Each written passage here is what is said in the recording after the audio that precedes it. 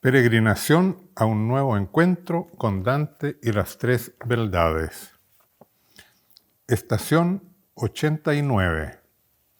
Compartiendo inquietudes. Teilhard de Chardin regresó, acercándose a mí, y con gesto amable me hizo saber que se ponía a disposición. Me interesa mucho conversar con usted, le dije. Recuerdo haber leído una carta que escribió a su prima Marguerite en que le confiesa su soledad intelectual, que es un sentimiento que a menudo me embarga también. Pues sí, comentó Teilhard, soledad e impotencia, porque junto a tantas luces que llegaba a discernir, no hallaba el modo de hacerlas ver a otros y de propagarlas. Me he planteado tantas veces exactamente las mismas preguntas que usted le confiesa a Marguerite. ¿Dónde encontrar las personas que vean? ¿Cómo conseguir que surjan y se agrupen? Hasta ahora, ninguno de mis mejores amigos me comprende a fondo. Debo tener el aspecto absurdo y vanidoso de quien se considera incomprendido. Sin embargo, sin el menor asomo de vanidad, creo que realmente veo algo. Yo quisiera que este algo fuese visto. No te imaginas qué deseos tan intensos siento a este respecto y qué impotencia también. ¿Puede usted decirme, Monsieur de Chardin, cómo puede superarse esa tan dolorosa sensación de soledad e impotencia? ¿O cómo lograba usted mismo vivir con ella? Teilhard me miró comprensivo y me dijo, me consolaba un pensamiento que era parte de las mismas luces que anhelaba difundir y que, si mal no recuerdo, lo escribí también a mi prima. Lo que me tranquiliza es la confianza absoluta en que, si en mi buena nueva hay algún rayo de luz, ese rayo de luz brillará de una manera u otra. En el peor de los casos, tengo la convicción de que volverá a nacer en otro corazón, enriquecido, espero, por haber estado fielmente conservado en mí. Mi consuelo es similar al suyo, le dije. Si mis obras son fruto del Espíritu, Él se encargará de difundirlas y expandirlas cuando sea oportuno. Y si no lo son, poco importa que queden ocultas.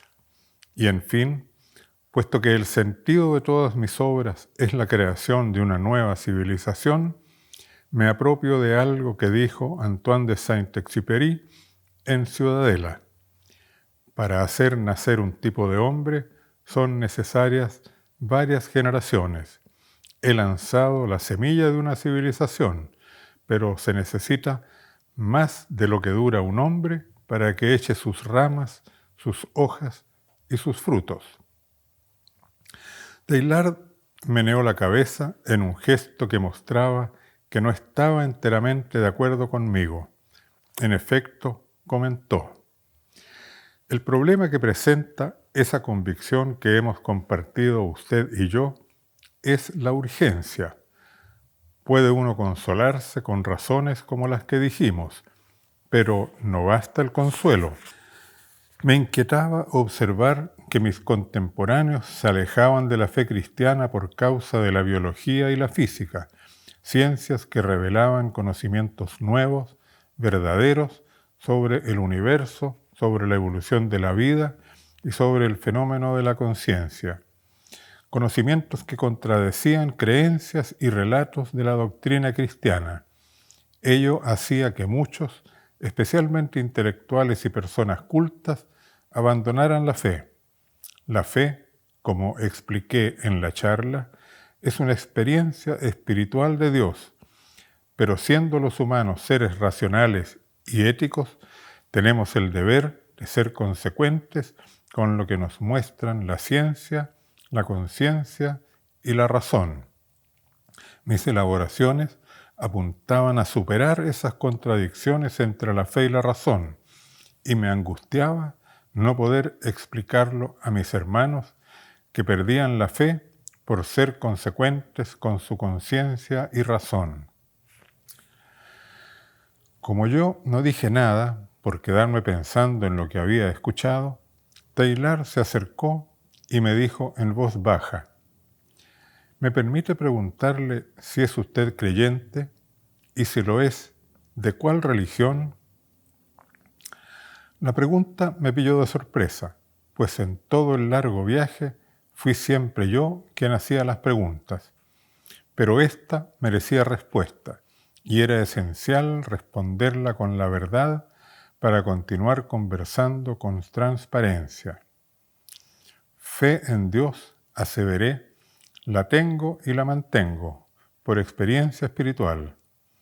En cuanto a la religión, puedo decirle que me formé y crecí como cristiano, pero soy de aquellos que piensan que es un deber moral ser consecuentes con la razón y con la propia conciencia, y percibo que algunas importantes creencias tradicionales del cristianismo no son compatibles con lo que enseñan las ciencias.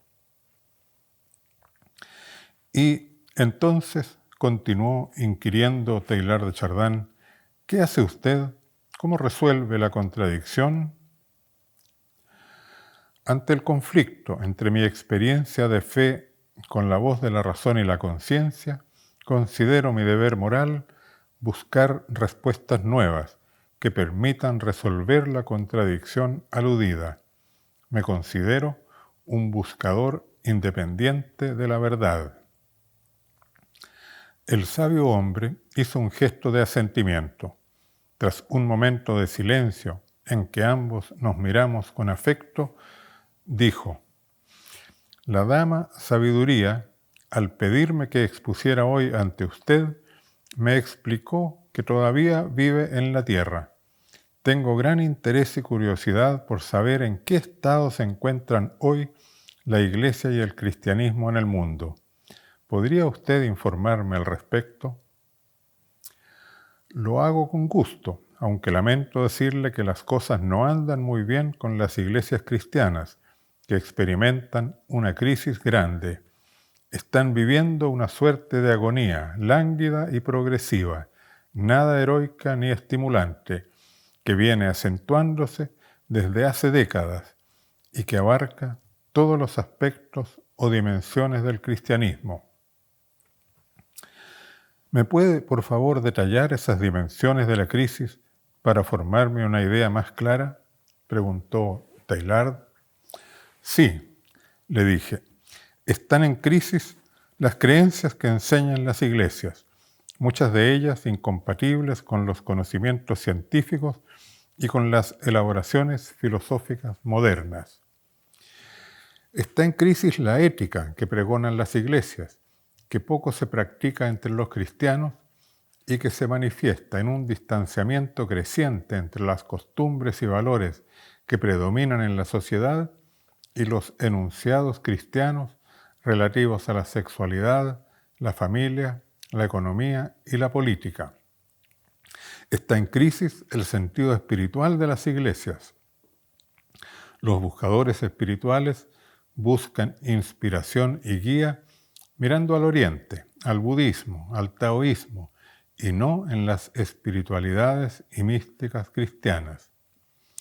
Está en crisis la institución eclesial, sus estructuras jerárquicas, pero también sus formas organizativas, sus burocracias, sus jerarquías, el sacerdocio. Está en crisis la acción de las iglesias en el mundo, la doctrina social de la Iglesia Católica y las enseñanzas sobre la economía, el Estado y la política de las iglesias protestantes han dejado de ser referentes para los empresarios y los gobernantes. Las concepciones cristianas de la vida están cada vez más ausentes en la literatura, el cine y los medios de comunicación. La actividad social que realizaban las iglesias a través de sus instituciones benéficas se encuentra cada vez más supeditada al Estado o ha sido reemplazada por éste. El rostro de Teilhard se ensombreció. Guardó silencio durante varios minutos, que respeté bajando los ojos. Enseguida me preguntó, entre acongojado y esperanzado, ¿qué piensa que debiera hacerse para superar esas crisis? Sobre esto yo había escrito un largo ensayo, por lo que no me resultó difícil resumir mi análisis del asunto. Opino que para superar estas crisis de la religión cristiana y salvarse las iglesias del desastre, indispensable sería la reelaboración intelectual del mensaje de Jesús y de los evangelios, a la luz de los nuevos conocimientos científicos y filosóficos. Los hombres de hoy han madurado, son adultos, necesitan una fe de personas inteligentes y conscientes, que ya no aceptan las creencias infantiles que durante mucho tiempo se predicaron a los pueblos humildes e ignorantes. Habría que repensar las creencias sobre Dios y el mundo, sobre el hombre y el alma humana, sobre el sentido de la vida y de la muerte, sobre la relación entre las criaturas y el Creador, sobre la oración, los milagros y los sacramentos, sobre las llamadas postrimerías.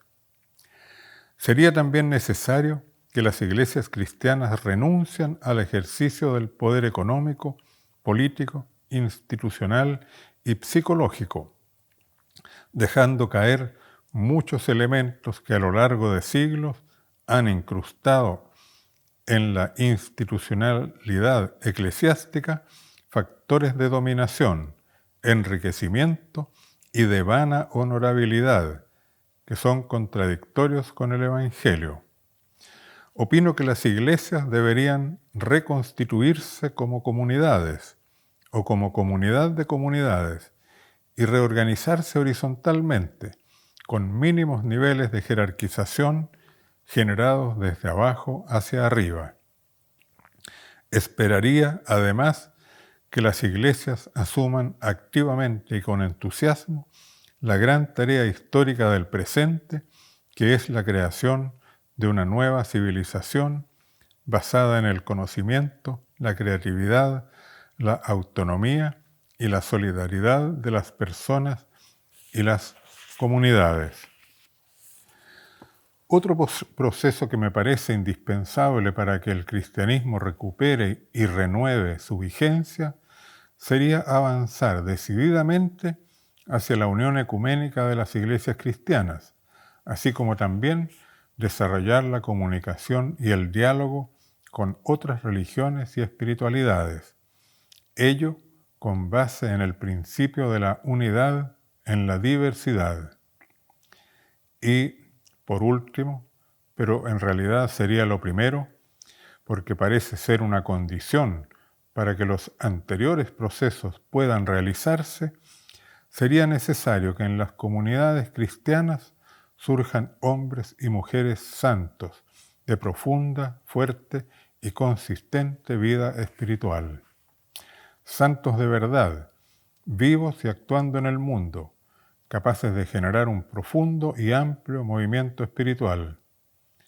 Por cierto, habría que reformular el sentido en que se entiende la santidad, el significado espiritual de esta. Al terminar mi respuesta, Teilhard me interrogó otra vez. En su opinión, ¿podrán las iglesias cristianas actuar esos procesos de renovación y revertir la crisis y decadencia en que se encuentran? ¿Existen las fuerzas espirituales que puedan actuar estos cambios? Le respondí, es altamente improbable que todo eso que considero indispensable para la recuperación del cristianismo ocurra por iniciativas de las iglesias oficiales, de las jerarquías eclesiásticas, pues ello implicaría su propia negación. Teilhard comentó, La historia del cristianismo muestra que los procesos de renovación y cambio profundos que han sido necesarios en diferentes épocas han surgido siempre desde los márgenes de la institución eclesiástica, por personas, grupos y comunidades movidas por el Espíritu.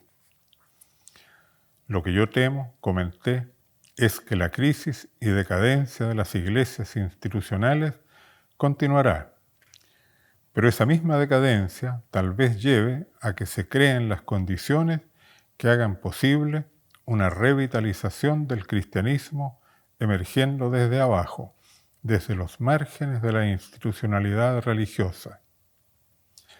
Procesos, aseveró Teilhard, que no ocurrirán sin la voluntad activa de personas que los asuman como proyecto consciente, con la fuerza que solo proporcionan la fe, la esperanza y el amor. Así concluyó la conversación con este sacerdote, científico y filósofo, y con ella el encuentro y conversaciones que tuve con los 3 franceses notables que se presentaron en la cuarta esfera del paraíso. Estación 90. Conversación con Carl Gustav Jung. Estaba yo paseando, tan concentrado en lo que había aprendido de Bergson, Blondel y Teilhard de Chardin, que no me di cuenta de que un hombre caminaba en sentido contrario. Supongo que cabizbajo, porque tropezamos uno contra el otro. Si él no me hubiera cogido de un brazo, hubiera terminado en el suelo. Disculpe, le dije, caminaba distraído y no lo vi.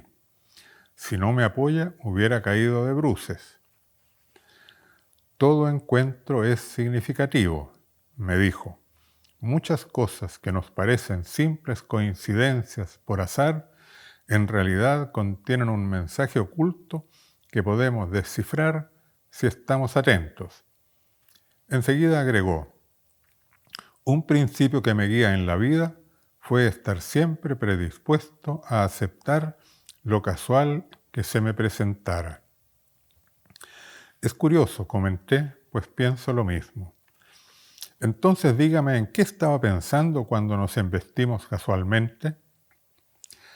Acabo de estar con Teilhard de Chardin y pensaba en sus teorías. Pues, vea usted qué casualidad. Mi muerte ocurrió justamente cuando estaba leyendo un libro de Teilhard, a la sombra de un árbol. Justo en ese momento cayó un rayo y morí en el instante. Qué coincidencia más extraña, aseveré. Veamos si algo más nos une, me dijo. Yo nací el 26 de julio de 1875. ¿Y usted? El 26 de julio también, pero de 1945. El hombre sacó rápidamente la cuenta contando con los dedos. Enseguida comentó, cuando yo morí, usted tenía 16 años. A esa edad comencé a leer libros de filosofía. Lo mismo yo, dije. En fin, por algo será que nos topamos aquí y debemos descubrirlo, ¿no le parece? Por supuesto, le contesté, pero no me ha dicho su nombre. Carl Gustav Jung. Fui médico, psiquiatra, fundador de la psicología analítica y gran viajero, me respondió tomándome del brazo y comenzando a caminar a mi lado. Como en mi viaje por los espacios de ultratumba me había encontrado con tantos personajes notables, no me extrañó estar ahora junto a este hombre, y no pude retener mi alegría al recordar que en algún momento comenté a Dante que Jung era alguien que quería encontrar. He leído con gran interés algunos de sus escritos, le dije. Entonces probablemente conozca mi teoría sobre las coincidencias significativas y los hechos numínicos. Sí, respondí, pero me encantaría que me las explicara usted mismo, que fue el autor. Es sencillo, aseveró. Ocurre a la persona, en alguna circunstancia singular, un hecho, una visión o una observación de algo que parece natural, que sin embargo se conecta con alguna otra cosa que la persona está viviendo, de modo que el hecho tiene para ella una resonancia subjetiva. Esos hechos son como símbolos, mensajes que la orientan o le ayudan a resolver algún problema. Son hechos, el subjetivo y el objetivo, que coinciden en el tiempo y el espacio, pero que no tienen entre ellos ninguna relación de causa-efecto. Sin embargo, ocurren por algo, y solo puedo decir que tienen sentido iluminador, numínico, en cuanto esconden un significado que es posible descifrar mediante la reflexión y análisis. Jung se detuvo, me miró a los ojos con los suyos penetrantes y me suplicó que le contara si me habían ocurrido en la vida coincidencias significativas como las que me había explicado. Aquí en el paraíso no encuentro quien esté dispuesto a hacerlo, me dijo, porque todo lo que sucede en este lugar es numínico y andan todos felices, cada uno en lo suyo. No podía yo negarme ante tan singular pedido, porque efectivamente algunos hechos de las características señaladas me habían más de alguna vez sucedido. Es necesario, me dijo, que me los describa con toda confianza, como se debe hablar con un psicólogo, y ateniéndose exactamente a la verdad de lo que le haya sucedido y a cómo lo vivió usted mismo. No podría mentirle, le respondí algo molesto por considerar que su advertencia era innecesaria. Sepa que recorrí los abismos del infierno y conozco lo que les pasa a los que mienten y engañan. Discúlpeme usted, se excusó. Lo dije por ser una costumbre en mi profesión. Bien, comenté, pero no sé si lo que puedo contarle sea lo que usted llama coincidencias significativas o puras coincidencias naturales sin mayor relevancia. Tal vez usted las pueda interpretar mejor de lo que yo pueda hacerlo. Solo usted puede saber si esos hechos resonaron en su psiquis con algún significado, comentó, por lo que es necesario que me cuente el hecho mismo y las circunstancias subjetivas suyas cuando ocurrieron. Comience, pues, y dígamelo todo. En cierta ocasión estaba dictando una clase sobre la economía solidaria ante unos 50 jóvenes estudiantes. Lo hacía con gran entusiasmo de mi parte y apreciaba notable concentración e interés en ellos. Cuando explicaba el factor C, que es el concepto más importante y central de mi elaboración teórica en economía, se posó en el vano del ventanal que iluminaba la sala una bandada de palomas enteramente blancas, tal vez unas 50, y permanecieron mirando la clase durante todo el tiempo que expliqué el concepto, como si me estuvieran escuchando. Yo me emocioné y recuerdo haberle indicado a los alumnos que las miraran volviendo la vista hacia la ventana que estaba detrás de ellos. Tal vez algunos de esos estudiantes también lo recuerden. Créame, me dijo Jung cuando terminé el relato, que en mi experiencia profesional tuve ocasión de conocer muchos hechos del tipo que me ha contado, los que me llevaron a elaborar el concepto de experiencias significativas. En el ambiente materialista y cientificista en que viví, mis colegas, entre ellos Freud, se mofaron de mí. A propósito, ¿será que lo ha visto a Sigmund por ahí? En efecto, respondí, me encontré con él, pero en un lugar muy diferente de este. Ah, lástima, pues me hubiera gustado verlo, exclamó.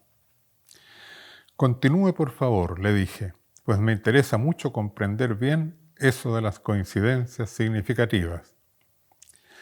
Bien, continuó explicando Jung, son innumerables los hechos y fenómenos concomitantes, inexplicables en términos de causa-efecto, que me confirmaron en la convicción de que la realidad espiritual impregna la psiquis y la vida humana, y que solo es necesario tener la mente abierta para descubrirlo.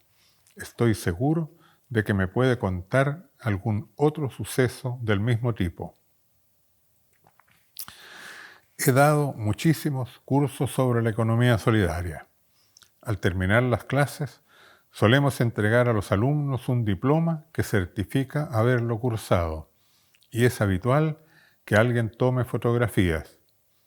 Guardo una foto en la que estoy haciéndole entrega del diploma a una mujer. En ella aparezco con algo como una luz en el lugar del corazón. Cuando la estudiante me la llevó, haciendo referencia a esa luminosidad, le comenté que me parecía solo un pequeño defecto fotográfico. Me enfatizó que no, que tenía un significado, y me pidió que la conservara. La puse en mi Biblia y ahí la tengo. Entendería, comentó Jung, que la coincidencia fue significativa para la estudiante y no para usted. Es difícil saberlo, pero cuénteme algo más, que estoy seguro que se está reteniendo. Tiene razón, le dije. La verdad es que me cuesta hablar de estas pequeñas cosas y siento pudor al contarlas, porque soy bastante escéptico. No debe tener pudor, y tenga por cierto que son muchas las personas a quienes les suceden estas cosas, solo que cuesta hablar de ellas por el ambiente cultural tan materialista y escéptico que caracteriza a la civilización moderna. Yo visité y conocí una multitud de países donde hay pueblos y comunidades de culturas premodernas y en ellas estos fenómenos son de frecuencia cotidiana. No se inhiba y continúe.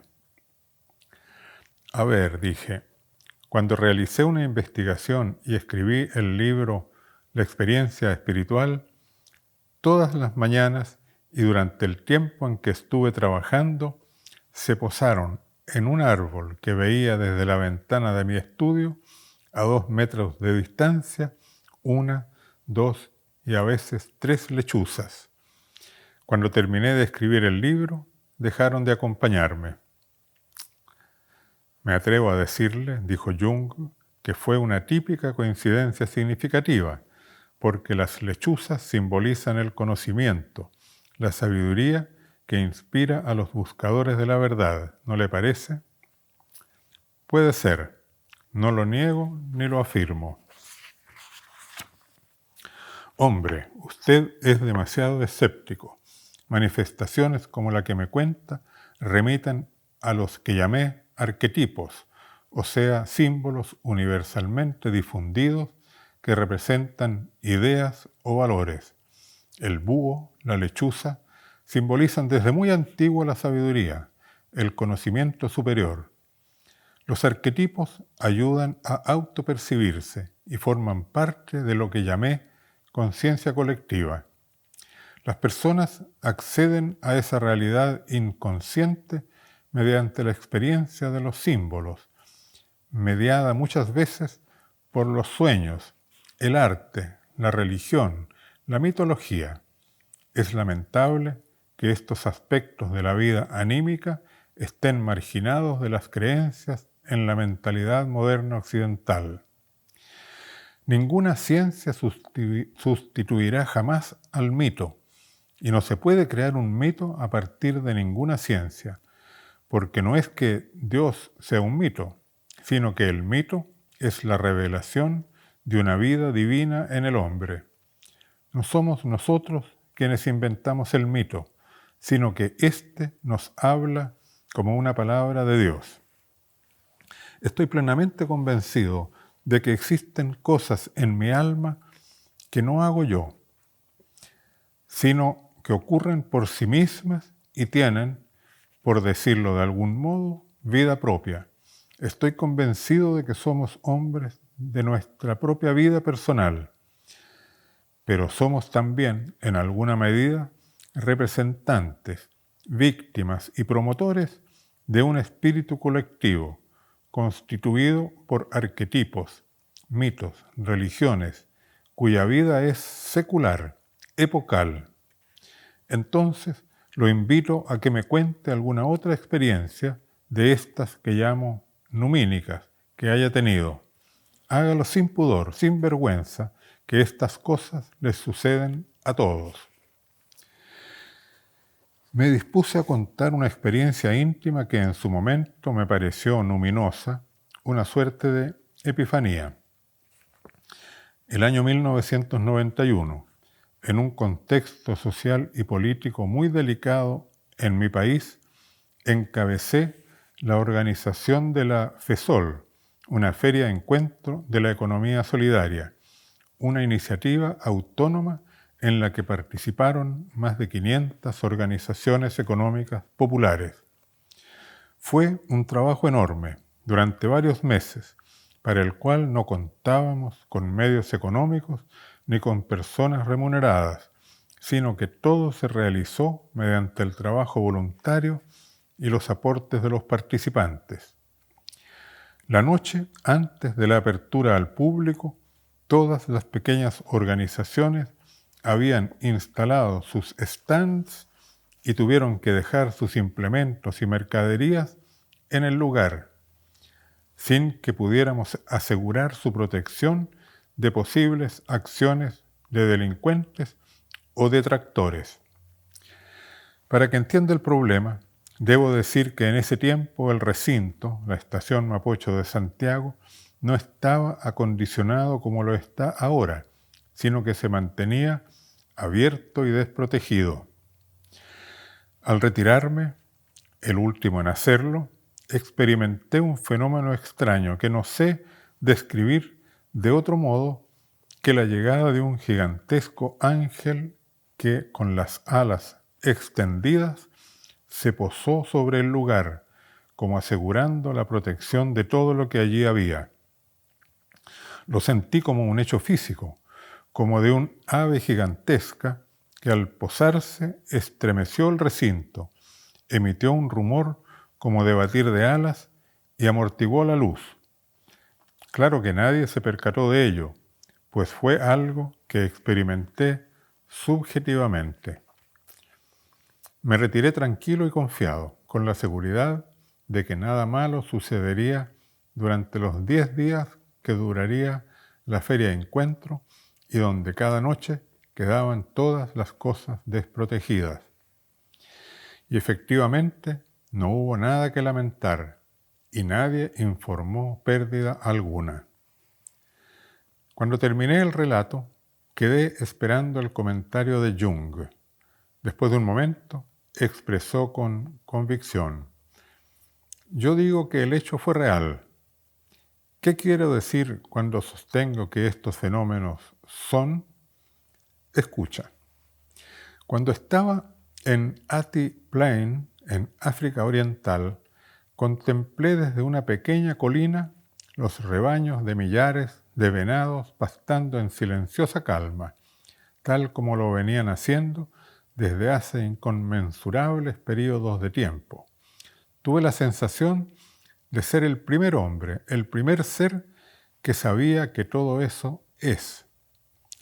Todo ese mundo que me rodeaba estaba aún en el silencio inicial y no sabía qué era.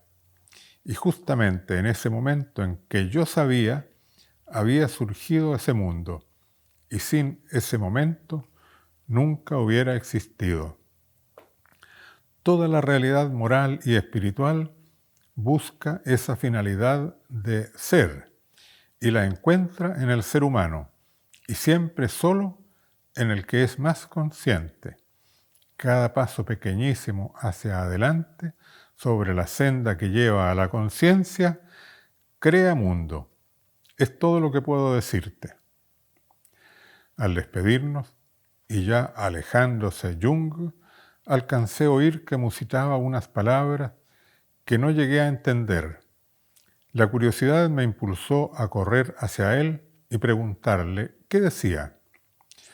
Vocatus atque non vocatus, Deus aderit. Me explicó. Llámesele o no, Dios estará presente. Es un antiguo proverbio que tomé del libro de Erasmo, Collectaneus Adagiorum, el oráculo de Delfos en respuesta a los espartanos al ir a la guerra del Peloponeso. Lo hice grabar en el dintel de la puerta de mi consultorio. Me hacía bien leerlo cada vez que entraba a trabajar y le hacía bien a los pacientes que llegaban a atenderse.